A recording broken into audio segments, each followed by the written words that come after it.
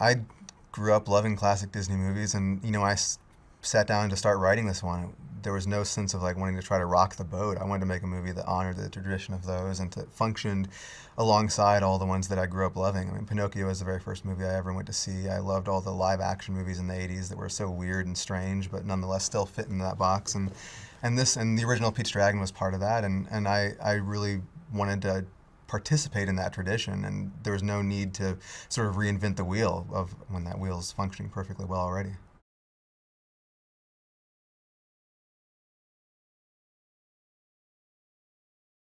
Elliot is sort of a fulcrum upon which Pete's story can pivot.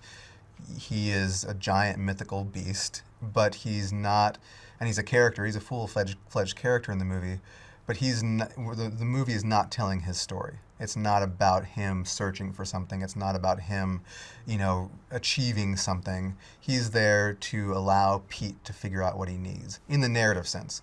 When you're watching the movie, of course, you're hopefully very caught up in his emotions and you think of him as a character.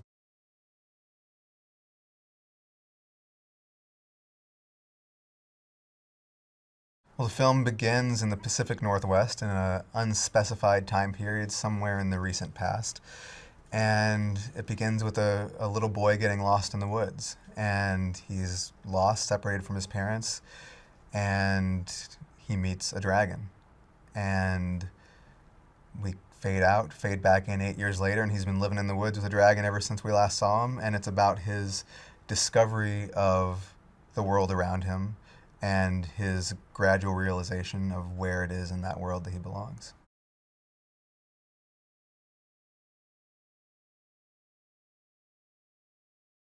When we wrote the script, we just arbitrarily made the character a redhead. That was just something we put in the script, and it stuck. And we started to think, who would be the right actress for this part, and I instantly thought of her. When I went to the studio, with my lookbook of images, I had her picture there for an example of who would be great to play Grace, and it was as simple as sending her the script. There was I didn't have to luckily put on a dog and pony show.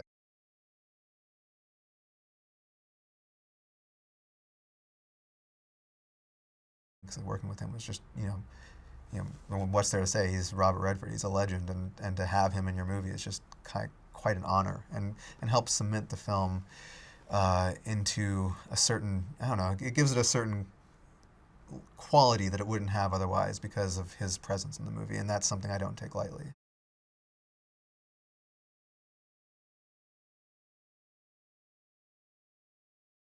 New Zealand was the perfect place to film Pete's Dragon because it feels timeless in the same way that the movie does. It doesn't feel like it belongs to any specific era. You can walk outside, walk 50 feet down the road and feel like you're in the middle of a forest that's been around since the beginning of time.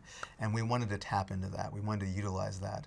The movie takes place in a rural town, in a rural community, and it is, nature is a big part of it. We wanted the movie to, to function hand in hand with the natural environments around it. And there were no better environments that we found than those that were available to us in New Zealand.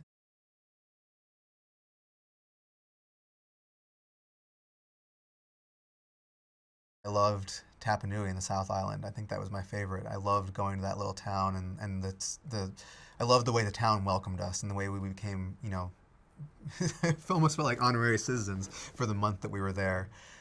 Everything about that part of the country was just beautiful. I loved being out there just in the middle of nowhere, it seemed. And it was beautiful. It felt epic. It felt lost in time, and I just loved, living there. I loved being part of that town and shooting it and utilizing everything that town had to offer. Hi, it's Valerie here with a little bit of love. Did you know the voice actors of Mickey Mouse and Minnie Mouse from the 1930s got married in real life? For this and more movie facts, click on more videos.